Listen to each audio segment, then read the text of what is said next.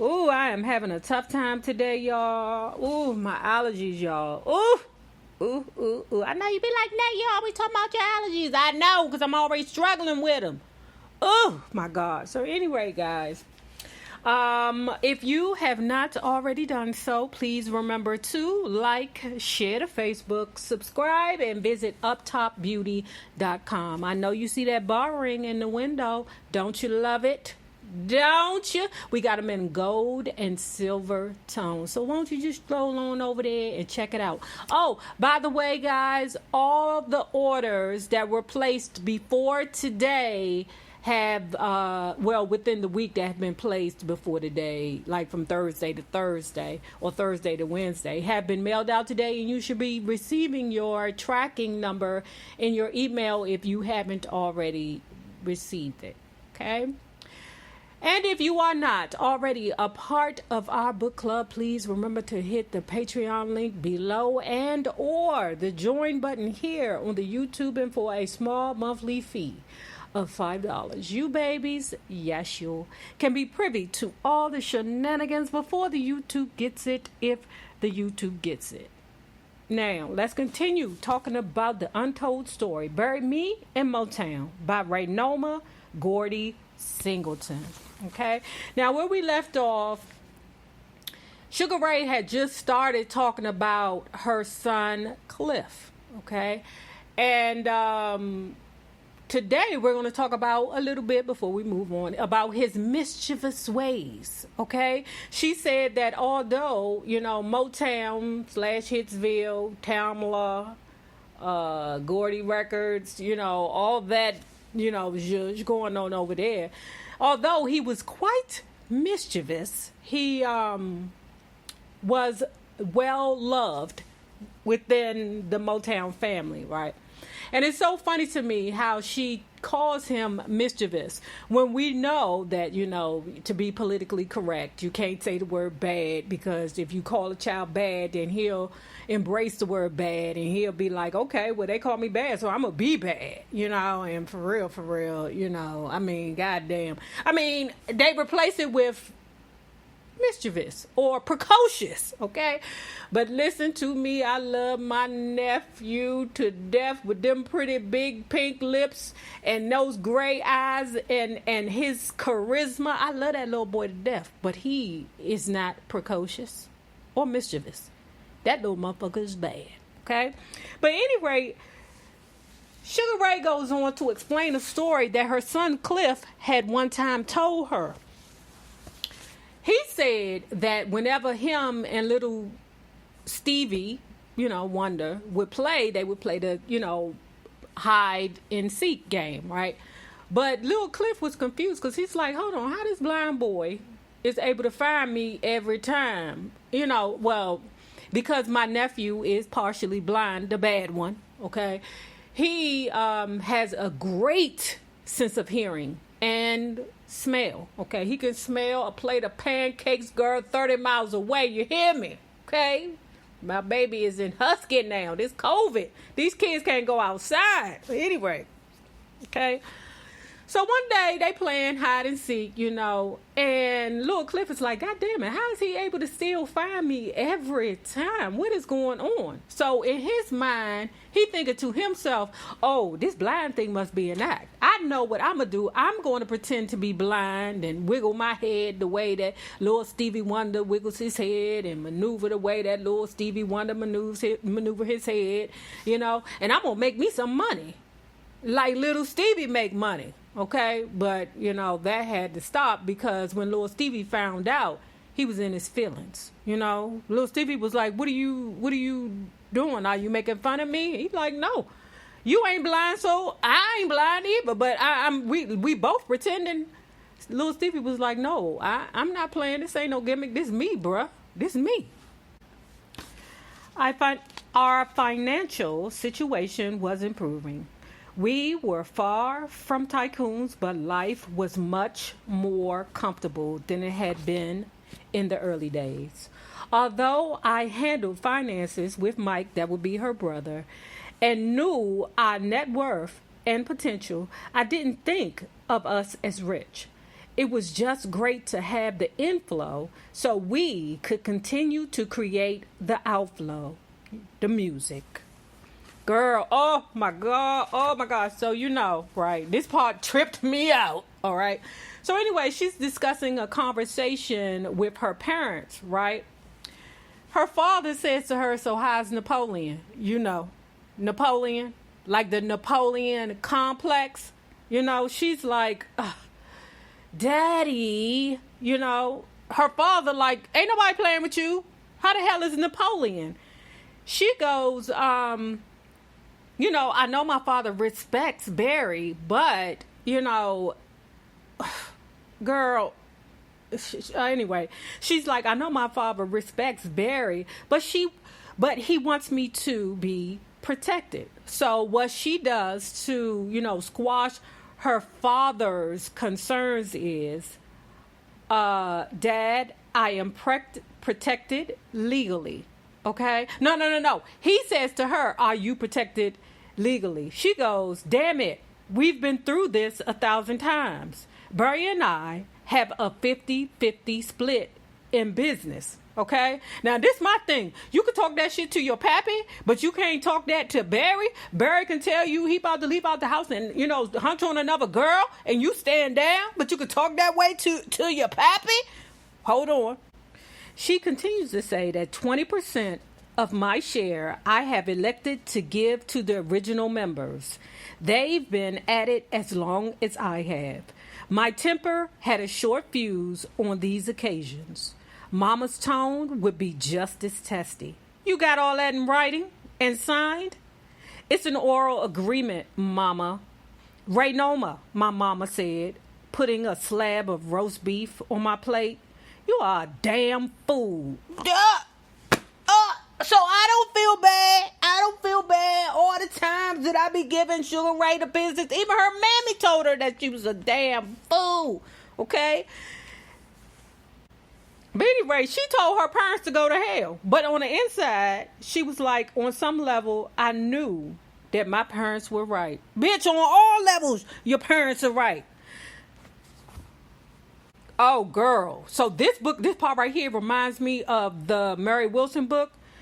She said one day, Mary Wells came up to her and said, Miss Ray, I want to see my contract right now. Okay? It's mine, right? I want to see it. Now, this is the thing. Sugar Ray, she old spicy woman when it comes down to everybody else but Barry the Gordy. She was like, Mary Wells, clutching her pearls, Mary Wells, we have a problem because ain't nobody trying to steal from you, girl. And at the time, she's questioning Mary Wells' loyalty, okay? But she understands Mary Wells' concerns. I did understand, however, the disappointment that many felt upon receiving their first royalties. Wow, I've got a hit song and now I'm going to be rich. And then after all the cost of recordings, the song promotional monies and advances are subtracted, they'd open the envelope, $29.50. Now, when we read the Etta James book, remember which one? I think it was Chuck Berry. Yeah, Chuck Berry. Chuck Berry was the skinflint that Etta James talked about. Chuck Berry said the best way for you to think of the business so that you don't feel taken advantage of is if you think of the record companies as banks and you pay them back with performances. They give you the money up front and then you pay them back by shaking your ass. Barry had his own style of dealing with money questions. If he caught wind that, say, Gladys Horton of the Marvelettes had complained about her contract to Mary Wells, he'd call Mary into his office and say, Gladys told me you said your contract with Motown was substandard. Ignorant. Just ignorant. Mary would say, that's ridiculous. Gladys was the one who said that. It was a rather divisive form of getting the truth. Now, remember, when Mary Wilson had told the story about when one of the girls crashed the Cadillac and Bertie Gordy brung all the girls in individually and told them all, yeah, the jig is up. The girls snitched on you. They said that you did it, you know? And the girls was like, I didn't do it. So next minute, you know, they all, you know, around like looking at each other like they snitching on each other. It's a method of divide and conquer, okay? Now, she's talking about the summer of 62 and, you know, all the things that were going on, the Motown review or the success of the Motown review. They ain't gone overseas yet where all that was, you know, where everything was, over there. But they're talking about that. They're talking about just how the Motown family is becoming more of a family. And then she goes on to talk about a tragic event. The glorious event, the glorious feeling of summer ended abruptly when we had news in from the road that fall. We'd heard nothing but raves since our first Motown review had set out to spread our sound to the far reaches of the United States. Barry had joined the tour on a few occasions and reported that the review was doing exactly what we hoped it would do and more. Did he tell you that after he paid them boys on that little stinking ass Scooby-Doo van bus, that he would hop on the bus midway and take them kids' money and say, okay, who wants to play poker, and take all them boys' money back? Did he tell you that? But anyway, it was in the afterglow of this success that we received word of the tragedy. In South Carolina, late at night, with Beans asleep in the back seat, our driver, Eddie McFarland, had apparently fallen asleep at the wheel. Damn! What is that about? Y'all, I don't know what is going on, but it's a lot of people falling asleep at the wheel. None of these people drink Sanka? You don't drink no Folgers? Man, if you want to be up for 102 hours, don't worry about that powdered donut, girl. Just drink that old school Sanka. Your ass will be up forever. You hear me? Forever. Like you off a dipper. I swear to God. He'd crashed into the back of a semi. Beans escaped serious injury, but Eddie was killed instantly. Esther Edwards quietly relayed the news to us and swiftly made arrangements to have his body shipped back to Detroit. Eddie was a distant relative of Barry's. So, of course, he took care of all the arrangements. Here we go. The first phone call came on a night when Barry wasn't home, but that wasn't anything out of the ordinary. I made a lot of concessions about Barry's all-nighters, understanding how important they were to his style of doing business, being on the prowl, looking for action. When his nights always began to outnumber those when his night outs began to outnumber those of him at home, I asked only he not stay out all night. Just come home because I worry about you and I want to know that you're okay. After that, it never failed.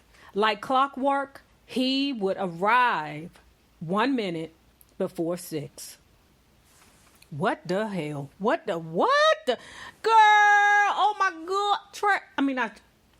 Like I'm talking to my sister. Girl, if he came in 1 minute before 6, you should have came home 3 minutes before 6, so you can hop in that bed and pretend like you've been there all night waiting on his ass. I don't care what you was doing. I don't give a fuck if you was up all night somewhere smoking cigars with a man named Barry. Not that Barry, but the other Barry. A Barry with an A. Like Manilow. Barry Manilow. Okay? Shining shoes. Washing dishes. I don't give a fuck what you was doing. Girl. Oh my God. So anyway. So she played a trick that all us women play. Ninjas, pretend you ain't listening to it. My bad. Don't take my card, y'all. But she played a trick that all of us play, okay? Oh, I had a nightmare that something happens, and I'm afraid to stay in the house by myself. Yeah, sure, right. Just like you oh, I just want to make sure you're okay. No, you want to make sure he ain't up on top of some other bitches. That's what you want to make. Us women, we be always, oh, girl. So anyway...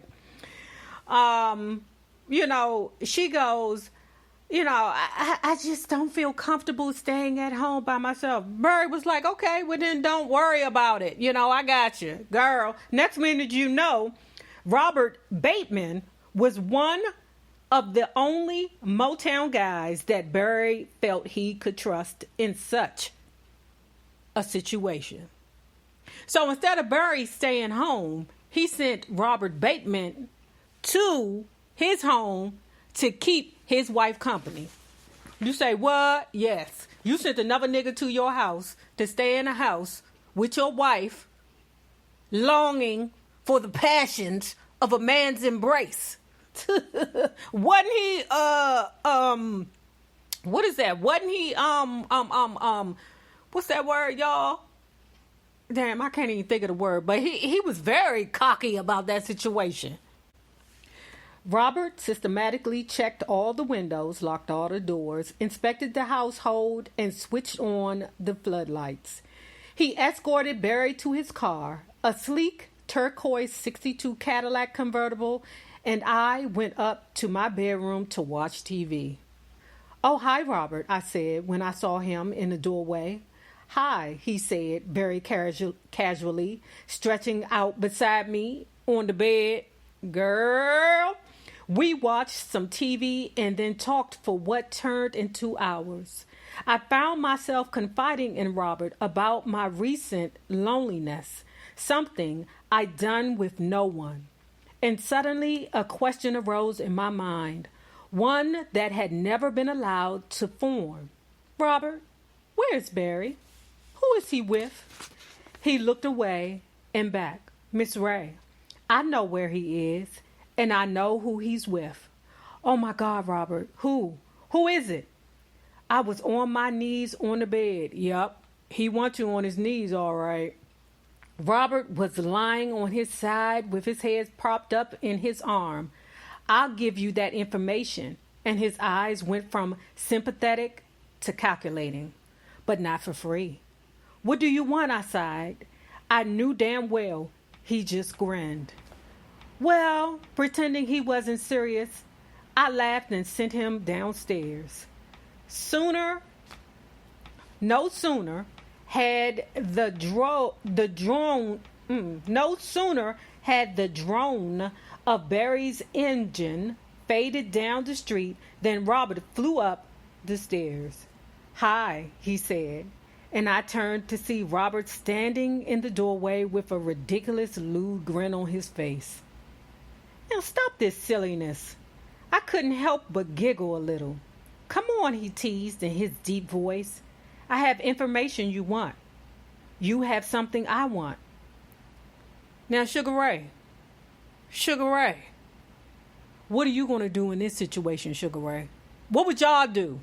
Ladies, what would you do? Man, me and Robert Bateman would have been hunching all over. Matter of fact, man, oh, I'm so vengeful. Get that vengeful spirit out.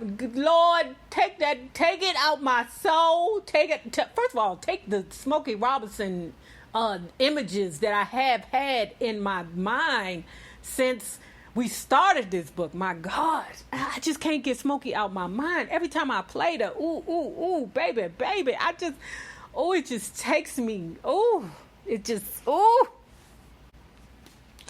Why don't you tell me what you know, and then we'll discuss the price.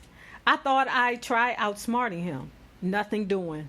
Next thing I knew, this strapping funny guy was bouncing on the bed, crooning. Oh, come on. I want you so bad. Just let me slip it in.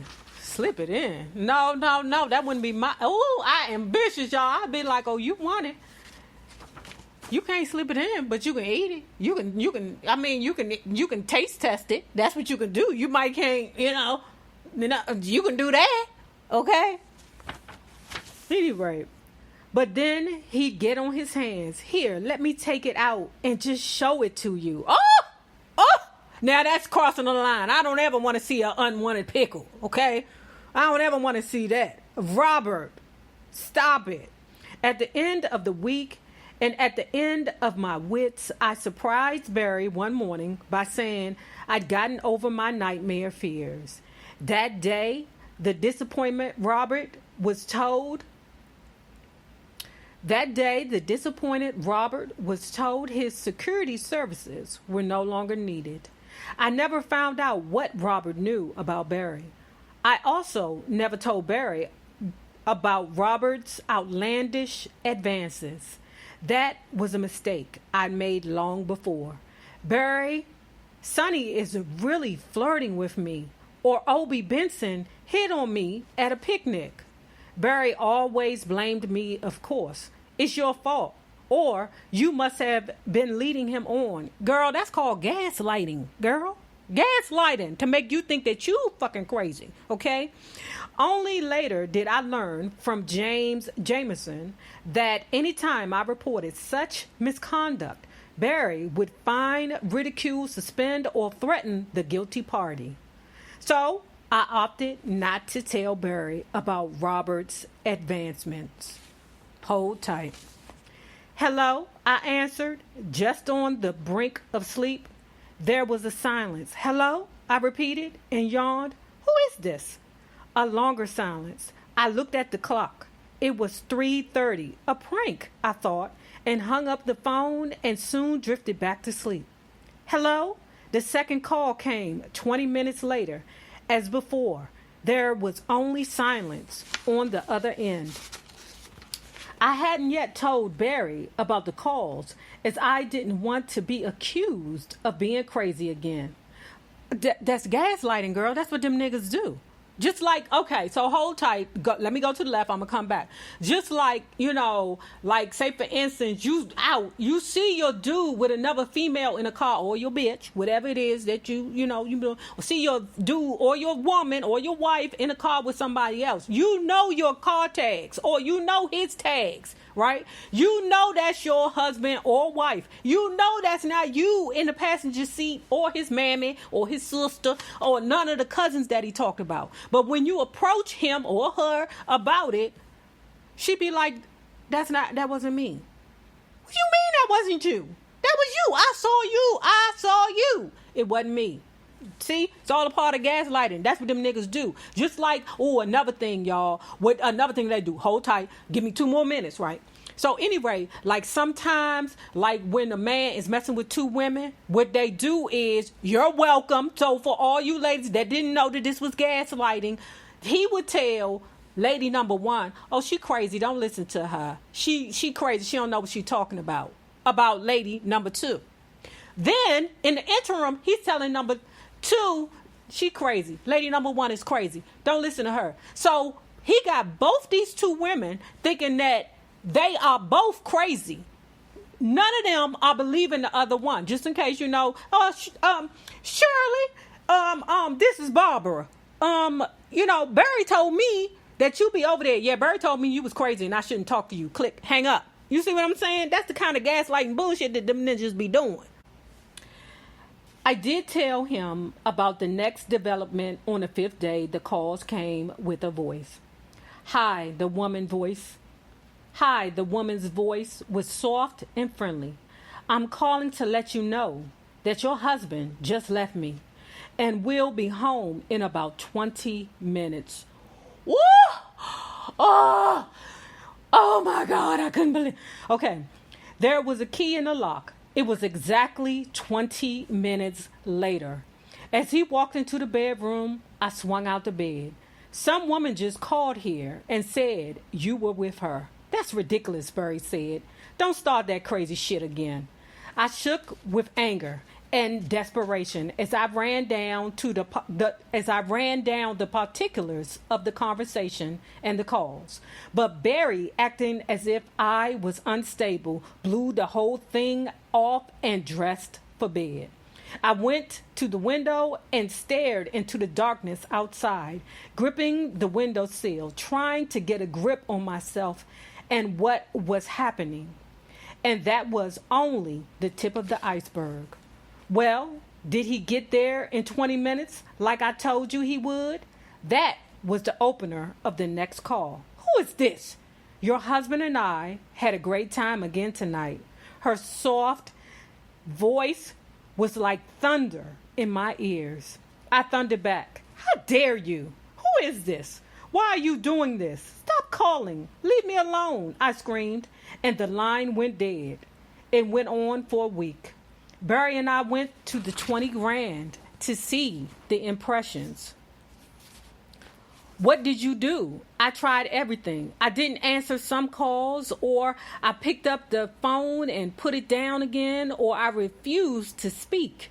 It was torture. During the day when I saw my own reflection in the mirror, I didn't even recognize myself. I looked haunted. That's because you're getting gaslit, girl. You're getting gaslit. Miss Ray, Janie Bradford handed me the phone as I passed her desk. It was Barrett Strong's sister. I hate to be the one to tell you this, she started, but Barry is fooling around with this girl, Margaret. You know, when you're upstairs working or downstairs, they're in the back all over each other. Murder! Red rum, red... Oh, my God. If you have not already done so, please remember to like, share to Facebook, subscribe, and visit uptopbeauty.com. Now remember this. The same people that you meet on your way up will always be the same people that you meet on the way down. My naysayers, my patron loves you babies. Y'all have a good one. Cause my blood is boiling right now thinking about killing Barry the Gordy. Barry the Gordy! Bye y'all, bye.